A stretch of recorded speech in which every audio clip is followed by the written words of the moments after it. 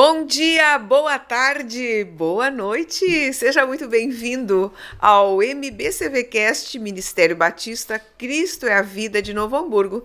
Se você ainda não é nosso seguidor do canal, convido você a dar o seu like, a se inscrever no canal, porque todas as vezes que nós fizermos algum conteúdo novo, você vai ter uma notificação. E essa notificação vai permitir que você acesse o nosso conteúdo, vai lembrar você, né, para que você possa estar em crescimento. Algumas pessoas que nos assistem nem podem estar presentes nos cultos da igreja por alguma deficiência física, por alguma situação que está longe da igreja, né, vivendo em outro estado, outro país, outra nação. Então, tem aí a possibilidade de estar acompanhando todos os nossos conteúdos e podendo, sim, se edificar. Na semana passada, nós conversamos com o apóstolo Neuci sobre um assunto muito especial. Seja bem-vindo, pastor. Bom dia. Bom dia, pastor Eliane. Bom dia a todos. Um lindo dia. E vamos ver o que a gente pode ainda fazer de bom para levarmos na bagagem rumo à eternidade. Semana passada, então, a gente estava assim, falando sobre a questão de que se Jesus estava voltando, então o apóstolo trouxe muitos pontos, trouxe algumas evidências da volta de Jesus, enfim, né? E nós terminamos com uma pergunta, e a pergunta foi, né, qual é a diferença entre um cristão verdadeiro e um cristão falso? Por que a gente chegou nessa pergunta? A gente chegou nessa pergunta por conta de que nesses tempos difíceis dos quais nós estamos vivendo agora e que ainda vamos viver, né, apóstolo? Nós vamos precisar ter clareza e certeza da nossa fé, certeza de que nós cremos em Deus e vivemos por Ele. Então, pastor, vamos lá, vamos responder essa pergunta. Que não, eu acho que ela não é difícil, mas ela é importante para que a gente possa se enxergar e se avaliar, né? Existe sim a diferença, ainda mais hoje, não só entre o cristão verdadeiro e o não verdadeiro, entre quem serve a Deus e quem não serve. Existe a diferença entre quem é do bem e quem não é do bem. E aí então vamos ver uma coisa. O verdadeiro vai mais longe. O verdadeiro é persistente. O verdadeiro não se deixa abater. O verdadeiro não nega a fé. O verdadeiro não perde tempo. O verdadeiro procura se fortalecer cada vez mais. Esta é uma realidade. E Jesus, então, para mostrar que na vida, ou a vida, ela é construída, e toda verdade, ela é paralela. Como nós somos tricotômicos, espírito, alma e corpo, somos tridimensionais, vida espiritual, vida social e vida material. Então, cada área dessa, ela materializa resultados do nosso crescimento, do nosso aprendizado, da nossa inteligência, o resultado daquilo que aprendemos. Então, quem aprende aquilo que está fazendo, ele melhora o que está fazendo. Ele se aperfeiçoa no que está fazendo. E quem aprende nunca abandona o que faz. Pelo contrário, quem está aberto para aprender, ele prossegue. Você já imaginou se Thomas Edison tivesse desistido porque errava, porque não dava certo os experimentos? Eu não sei quantos experimentos ele fez, mas ele, por ser persistente, ele hoje é comemorado, ele é respeitado, ele é o inventor da... 10.000 tentativas. 10.000 tentativas para desenvolver um projeto. Quero dizer uma coisa aqui, Qual é o seu primeiro projeto de Deus? O seu primeiro projeto de você, que você recebeu de Deus? É ser salvo. Mas para ser salvo, você precisa aprender a ser vencedor. E para ser vencedor, precisa aprender a crescer, a buscar soluções. E Jesus veio como solução para todos. Por isso que Mateus registrou um texto muito interessante, que ele diz assim lá no capítulo 7, verso 24, que ele diz: todo aquele, pois, que ouve estas minhas palavras, e ele diz, e as pratica, será comparado a um homem prudente que edificou a sua casa sobre a rocha. Então, ouvir o que Jesus ensina, ouvir e aprender o que Deus deixou como mandamentos, ouvir, aprender e ter como princípios para a vida os princípios que Deus estabeleceu, as verdades, os padrões de justiça. E aqui Jesus diz, aquele que ouve e pratica, ele é comparado a um homem que construiu uma casa sobre a rocha. Aí ele diz, o que vem sobre a casa? Vem ventos, vem temporais, vendavais, terremotos. E de acordo com a maneira que a casa foi construída, nenhum dano causa. Jesus disse, os que ouvem as minhas palavras e as praticam, nada irá destruir o seu projeto de vida, nada irá destruir a sua vida. Por que tem cristãos verdadeiros? E os verdadeiros, já posso lhes dizer, que são aqueles que ouvem a palavra de Deus e praticam. Ou tem cristão não verdadeiro, ou falsos cristãos, ou falsos religiosos, são aqueles que simplesmente ouvem e não praticam.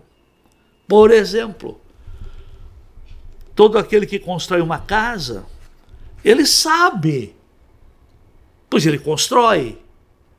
Você sabe o que é bom para a vida, mas você, porventura, escolhe o melhor, busca o melhor, procura o melhor para a vida?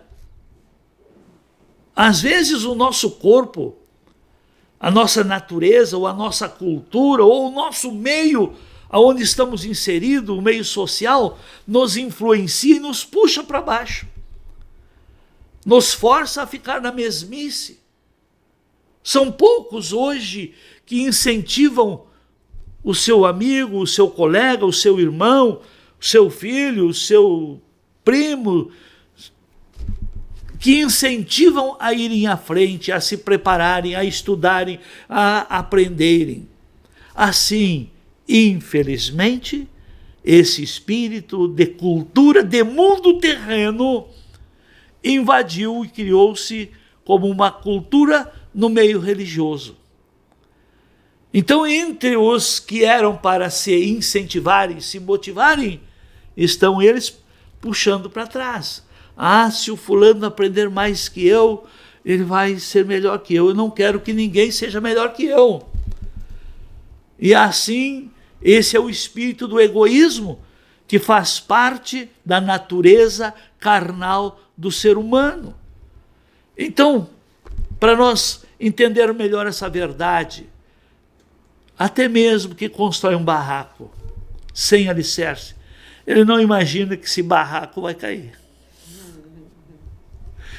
Assim é a vida daqueles cristãos que vêm na igreja, mas não levam a vida a sério, e fazem voto, e oram, e planejam, e pedem bênção, e fazem propósitos, mas não viram e não estão vendo como estão construindo, se estão tendo base de fundamentos ou de estrutura para o que vem pela frente.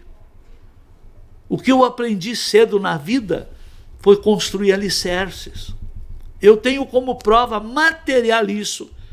Se você for lá no meu sítio, você vai encontrar lá fundamentos prontos para uns quantos apartamentos, que só eu sei, e quem trabalha lá, porque eu disse, olha, aqui tem um fundamento pronto.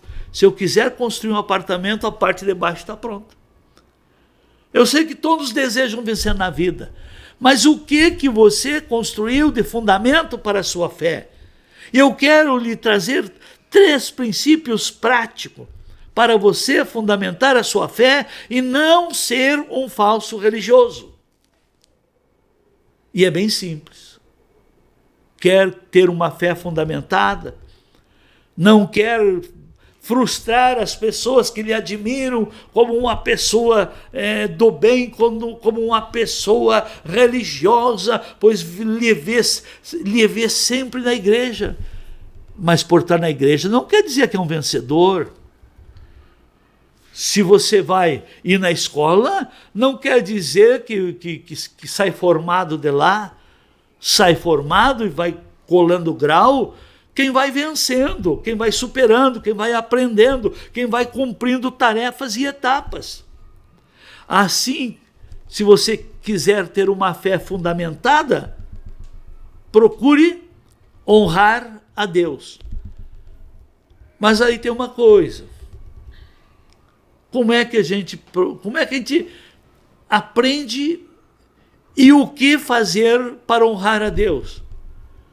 Bom, se você quer honrar uma pessoa, primeiro ponto, procure conhecê-la.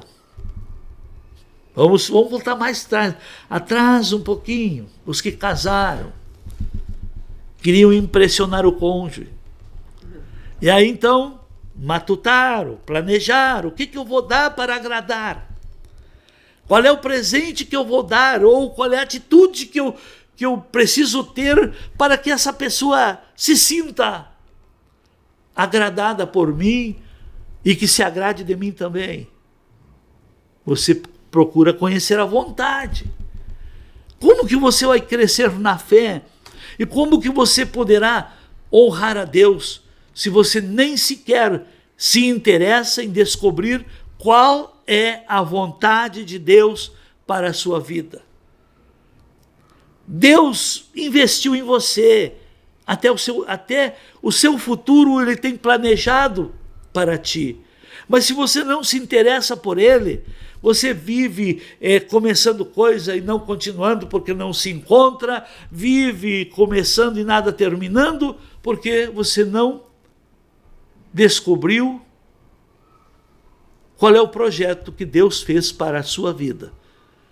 E quando o ser humano descobre qual é o projeto que Deus fez, ela se torna um cristão verdadeiro. E o cristão verdadeiro é aquele que anda dentro do desígnio, dentro do chamado, dentro do propósito, que anda segundo a vocação que Deus o deu. E é dessa maneira. Se você não desenvolver essa semente, esse potencial, você não vai ser um verdadeiro. Vai ser um visionário que vê os outros prosperando e procura fazer o que os outros estão fazendo e não é aquilo. Vê os outros bem-sucedidos e você se inclina para aquela área, investe e não é aquilo que lhe satisfaz. Por isso que dentro da mesma igreja existe o verdadeiro e existe o falso. Existe quem serve a Deus de verdade, existe ali quem quer apenas barganhar, está ali para ser abençoado. E a bênção de Deus vem para nós tudo como semente. E é dessa maneira que nós vamos aprendendo a nos conhecer. Por isso que quem pratica a palavra, ele não se desvia, ele não se torna um falso. Ele não é um fake. Não, de maneira nenhuma. Então quem pratica a palavra, e Pedro dá um conselho muito lindo para quem quer vencer na vida, ele ensina a desenvolver sobre a fé. Fé todos confessam que têm, mas nem todos desenvolvem a fé que têm. Tudo aquilo que não se desenvolve morre. Fica na mesmice, e a mesmice vai ser atropelada pelas novas coisas que vão acontecendo. Então, desenvolva a sua fé, mas como? Torne a sua fé virtuosa.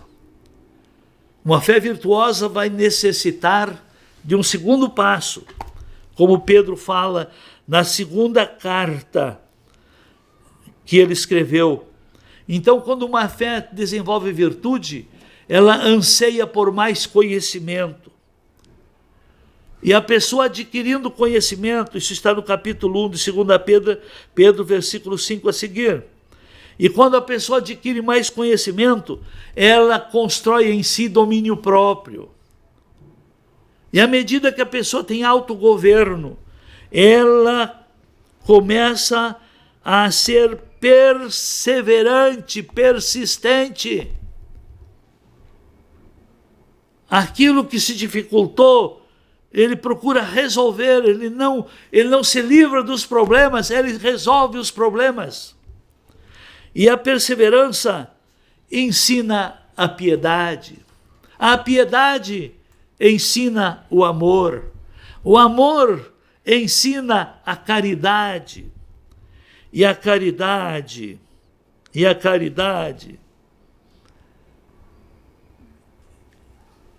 abre para você um campo de ação para você investir.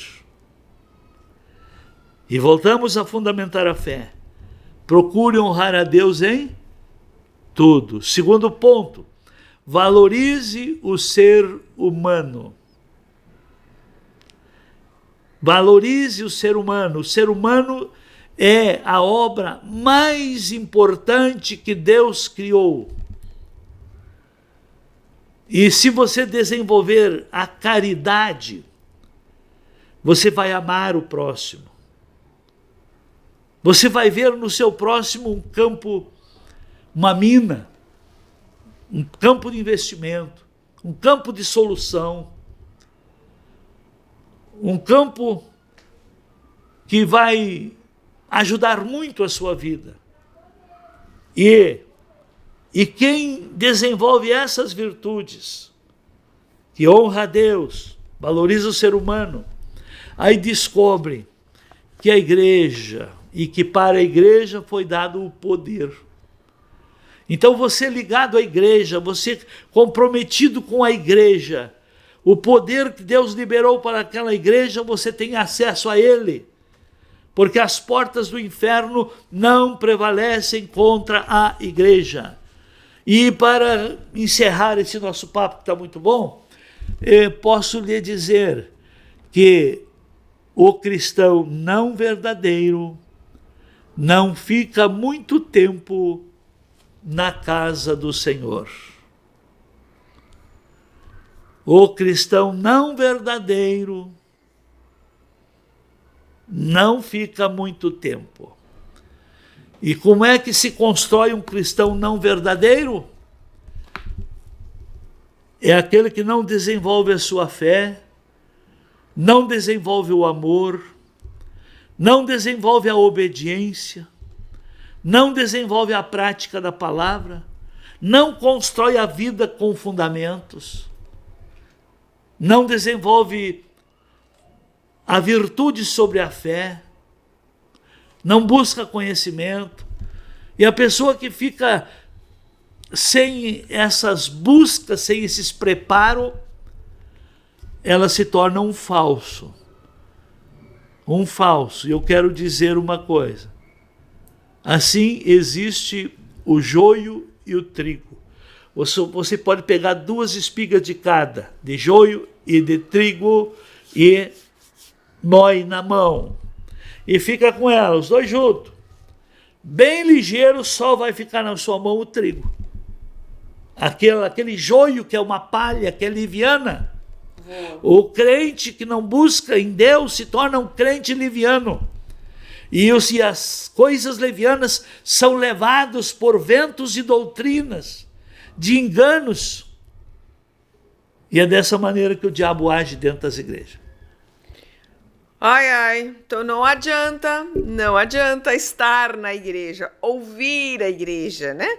Não adianta simplesmente ser turista na igreja.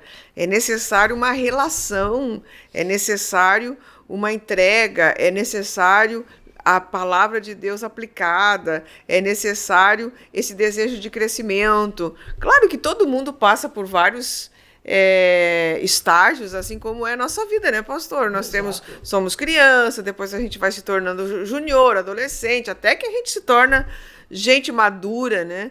Claro, aí são outros casos, tá? Porque quando a gente está falando de cristão verdadeiro e cristão falso, a gente não está falando de cristão infantil, porque também tem um cristão infantil. O falso é aquele que simplesmente não se relaciona, não está... A prática da palavra, o que a Bíblia diz, não importa. Não seria isso de uma forma bem sintética? Exatamente, é aquele que acha o que deve fazer. É dono da cabeça dele. Ele é autônomo. Eu sou o meu caminho, a minha verdade e a minha vida. Exatamente isso aí. Tá? Ok, última palavra, pastor, para nós encerrarmos esse episódio. Bom, você viu os dois modelos. Você escolhe. Eu pergunto seguido para a igreja, alguém quer se desviar? Ninguém quer. Mas para não se desviar, para não se tornar um cristão falso, você precisa fundamentar a sua fé. Como? Honrando a Deus. Segundo, valorizando o ser humano. Terceiro, valorizando a igreja. A igreja é a embaixada dos céus aqui na terra.